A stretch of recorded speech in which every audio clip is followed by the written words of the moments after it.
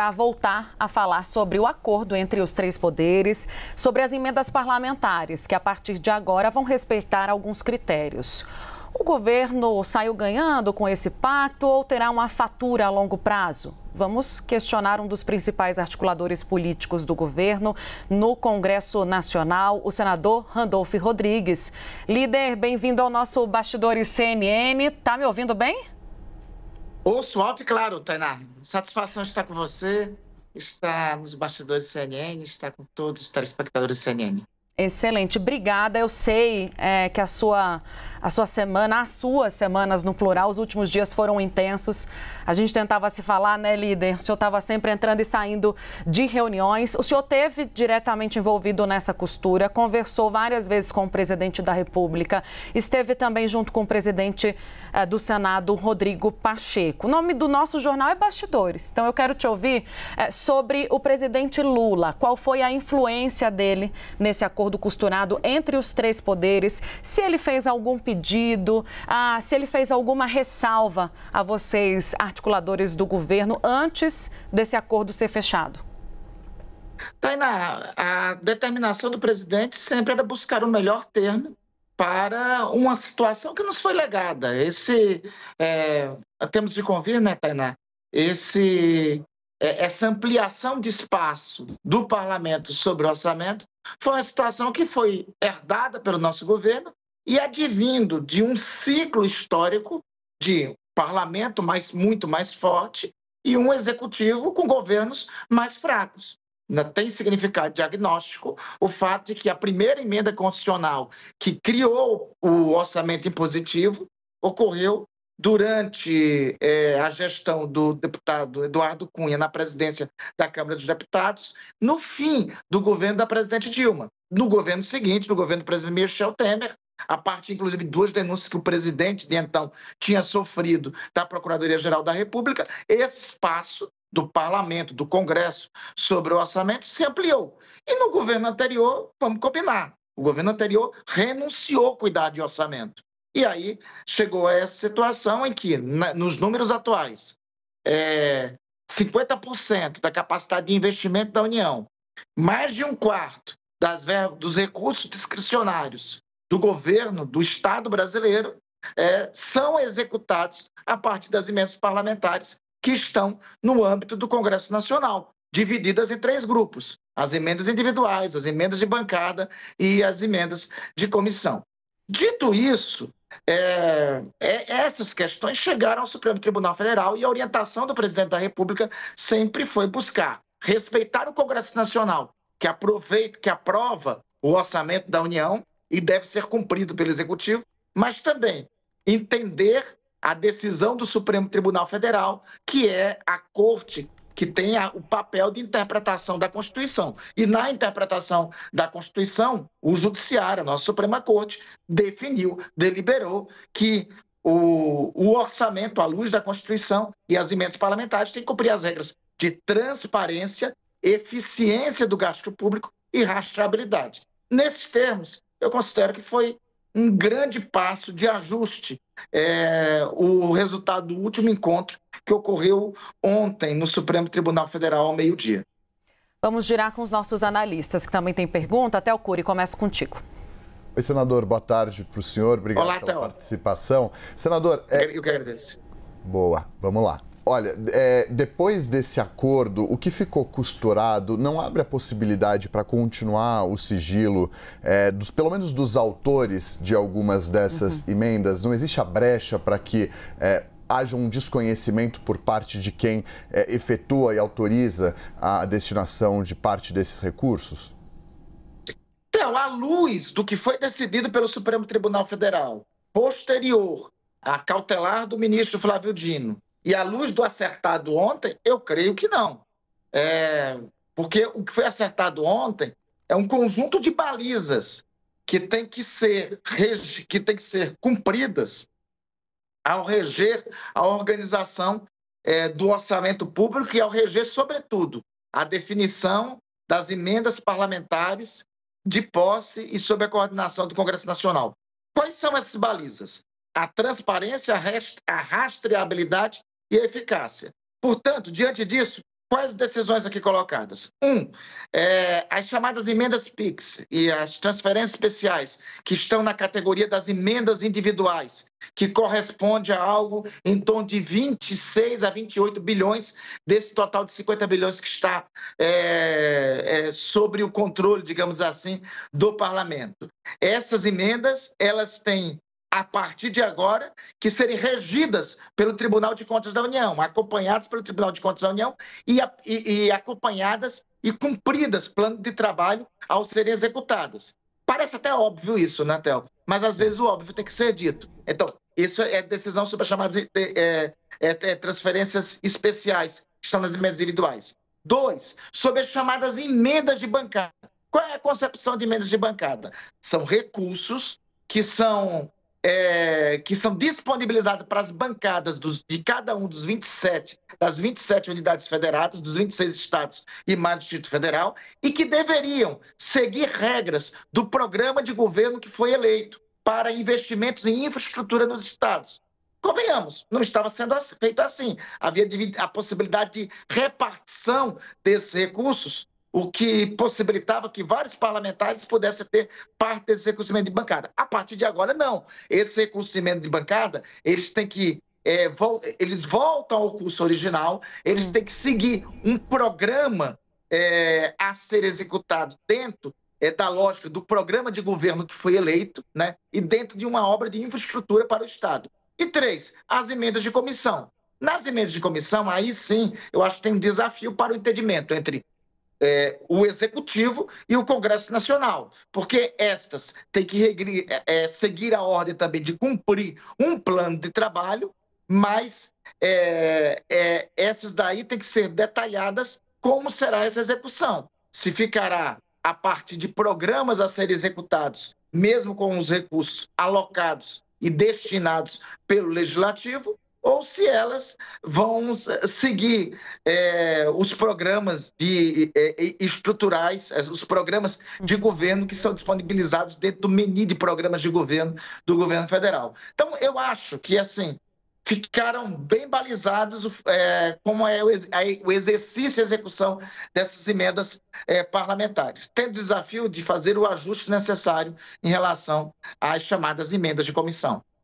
A gente ouviu aqui nos bastidores da conversa de ontem, líder, que tentaram levantar, houve uma semi-discussão sobre o montante que é disponibilizado, né, ao Executivo, ao Congresso, e aí o presidente do Supremo disse, não, isso aí vocês decidem depois. O que esperar, portanto, a partir de agora? E o governo espera uma disposição maior de recursos vindos das emendas? Os recursos, as emendas, pode até ficar no Legislativo, Tainá, desde que tenha coerência com o programa que foi eleito pelo povo brasileiro em 30 de outubro de 2022. Porque o regime que nós vivemos ainda é o regime presidencialista. Presidencialismo de coalizão, é verdade, mas é o regime presidencialista. O povo brasileiro elege um presidente da República na ótica e sob a essência do regime que está em curso para executar os programas de governo. Então, pode até esse percentual estar com o Legislativo, mas o que não pode é eles não terem coerência com o programa escolhido pelo povo brasileiro, com o programa de governo que está em curso. Por óbvio, dar um exemplo concreto, não tem sentido recursos serem destinados que não tenha investimento em infraestrutura, que não tenha coordenação e concordância com o programa de aceleração do crescimento, por exemplo, porque este foi o programa eleito. Foi o povo brasileiro que escolheu este programa para ser eleito e para ser executado pelo atual presidente da República. Então tá aí o próximo passo. Mas tem que ter coerência. Ô, líder, eu falei, então tá aí o próximo passo. O senhor falou a palavrinha mágica, que é o PAC, o que a gente ouviu muito ontem também, o Programa de Aceleração do Crescimento. Quem vai para a próxima pergunta é o Pedro Venceslau, falando de São Paulo. Pedro. Boa tarde, senador. Boa tarde, Pedro. No ano passado, o ministro Padilha disse que o governo ia fazer todo um movimento, uma estratégia para tentar convencer os parlamentares a direcionar parte de suas emendas para obras do PAC. Acho que não deu muito certo. Eu queria que o senhor comentasse se essa estratégia funcionou ou se agora, com essa nova mudança operada ali pelo Supremo Tribunal Federal, de direcionar emendas para obras estruturantes, se o PAC pode receber ali uma injeção de recursos que não vieram por iniciativa dos próprios deputados. Eu acho, Pedro, que essa é uma decorrência natural. O que ocorreu com a decisão do Supremo Tribunal Federal e com o ajuste feito ontem foi um freio de arrumação na destinação dos recursos públicos que estão sobre a destinação, digamos assim, sobre a coordenação do Parlamento, sobre a coordenação do Congresso Nacional. Eu acredito que isso fica mais factível até de ser executado, por exemplo, em relação às emendas de bancada. É importante, Pedro, nós todos e todos os telespectadores terem um pouco consciência do que nós estamos falando. Quando falamos de emendas individuais, nós estamos falando da monta de algo em torno de 26 a 28 bilhões de reais, que são das indicações de recursos por parte dos parlamentares. Quando falamos das emendas de bancada, nós estamos falando de algo em torno de 3,6 a 4 bilhões de reais, em que as bancadas parlamentares dos estados federados e mais do Distrito Federal deliberam. Nessa quantidade de recursos, eu creio que pode ter aí um aporte para os eventos de infraestrutura do Programa de Aceleração do Crescimento. Quando falamos das emendas de comissão, estamos falando em algo em torno de 12 a 13 bilhões de reais. Então, nesse também, é importante nós tentarmos levá-los a termo para esses recursos serem destinados, serem investidos, não somente em ações como o PAC, mas também com outros programas de governo. Pode ter recurso para a saúde, pode ter coerência desses recursos da saúde, por exemplo, com investimentos no Farmácia Popular, que é um dos programas de governo. O que vamos buscar agora é ter coerência, tanto mais coerência com os recursos que estão sob a coordenação do Parlamento, com os programas de governo que são executados, que são dirigidos e executados pelo Executivo. Clarice Oliveira.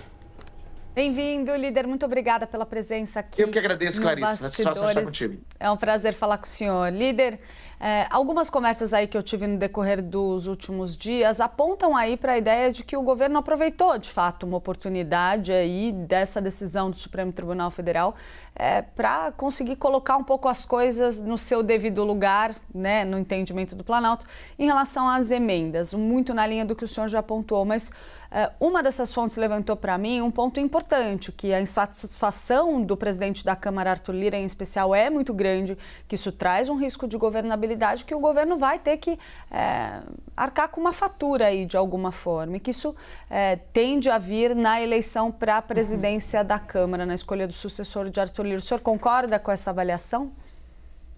Clarissa, não, porque da eleição, tanto da Câmara quanto do Senado, a orientação da coordenação política do governo e a orientação do presidente da República é que o governo não se envolverá.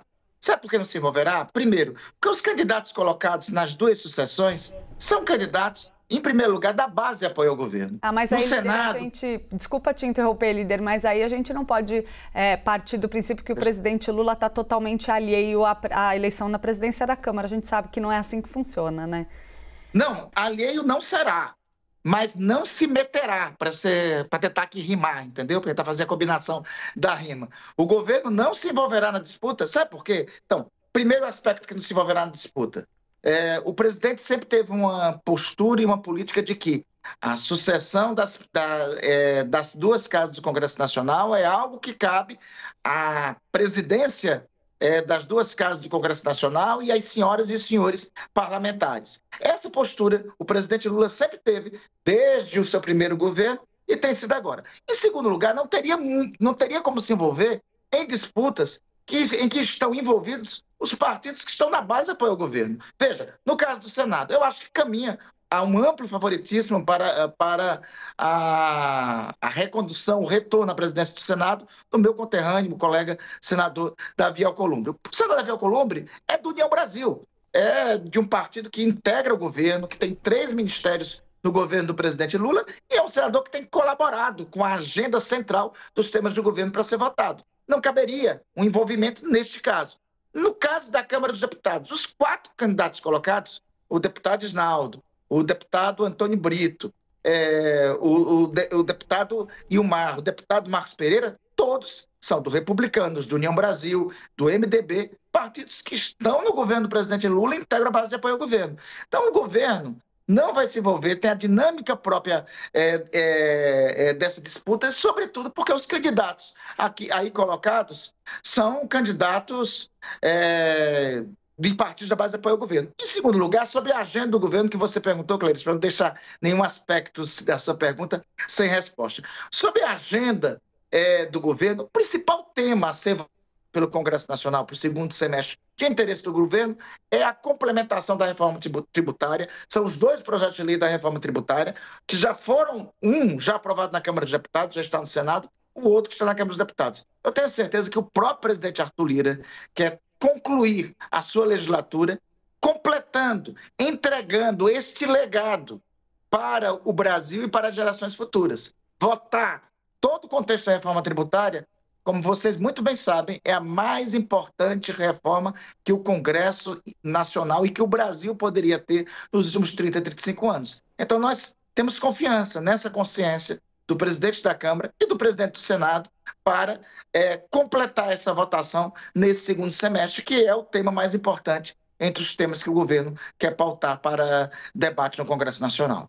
Líder, o senhor já indicou uma preferência pelo senador Davi Alcolumbre. Primeiro, eu queria saber se as conversas já estão se dando, as conversas já estão se dando na bancada do governo, na bancada do PT, que agora o senhor integra no Senado Federal. E quando a gente olha para a Câmara, assim, o senhor fala de 4 nomes que estão ali no governo. Só que tem alguns mais alinhados e outros não. E há perfis completamente distintos na corrida pela Câmara dos Deputados, pela presidência da Câmara, né? Sei que o senhor não vai apontar um nome, mas qual seria o perfil que mais agradaria o governo numa próxima legislatura? O perfil dos atuais presidentes das casas, do presidente Rodrigo Pacheco e do presidente Arthur Lira, é um perfil que o governo dialoga. Então, a manutenção do diálogo institucional como está tendo nesse momento, veja, no ambiente da crise que abre aspas, crise, fecha aspas, do impasse sobre a questão das emendas. O presidente da República, tão logo necessitou falar com o presidente da Câmara dos Deputados, falou nessa segunda-feira dessa semana e construíram uma mediação. Tão logo o presidente da República precisou falar com o presidente do Congresso Nacional, com o presidente Rodrigo Pacheco, ontem pela manhã tomaram café e discutiram os termos. O melhor perfil para o governo, o melhor perfil é a manutenção do diálogo institucional como ele tem sido tratado e travado no atual momento, né? Então, mas é um presidente da Câmara que não dialoga com o articulador político do Planalto, por exemplo.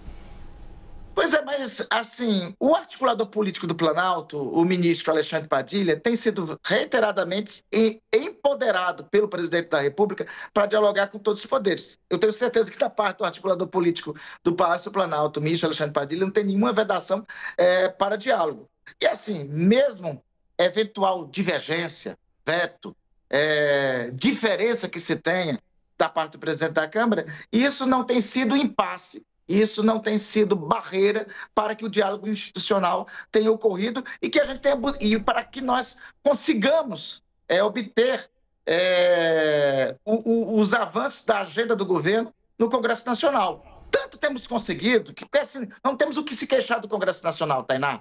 Todos os temas que nós precisamos do Congresso Nacional, o Congresso Nacional votou e encaminhou a agenda do governo. Qual foi o resultado disso? É a situação que nós temos hoje. Veja, o dólar em queda, a Bolsa atingindo 2 recordes em seguida, a perspectiva de crescimento econômico, o mercado projetando quase 3% e sendo aumentada no próximo período. Mês que vem, os juros dos Estados Unidos baixarão, terá consequência nos juros reais aqui no Brasil. Ou seja, nós estamos em um ambiente de crescimento, de retomada, o consumo das famílias em alta, o desemprego chegando ao menor nível e caminhando para a situação de pleno emprego. Tudo isso que eu estou apontando aqui não seria possível, não teria sido realizado se não tivesse tido apoio do Congresso Nacional. Então a gente está jogando com um time que está ganhando. E eu aprendi no futebol, Tainá, que time que está ganhando não se mexe. Então vamos continuar o jogo do jeito que está indo. A gente agradece demais a sua participação. Conversamos com o líder do governo no Congresso, Randolph Rodrigues. Obrigada, líder. Um bom trabalho, porque ainda tem muito trabalho pela frente. Tem muito pela frente. Tainá, sempre à tua disposição. É uma alegria e uma honra estar sempre nos bastidores. Tainá, Pedro, Clarissa, um abraço a todos vocês. Um abençoado quarta-feira para todos.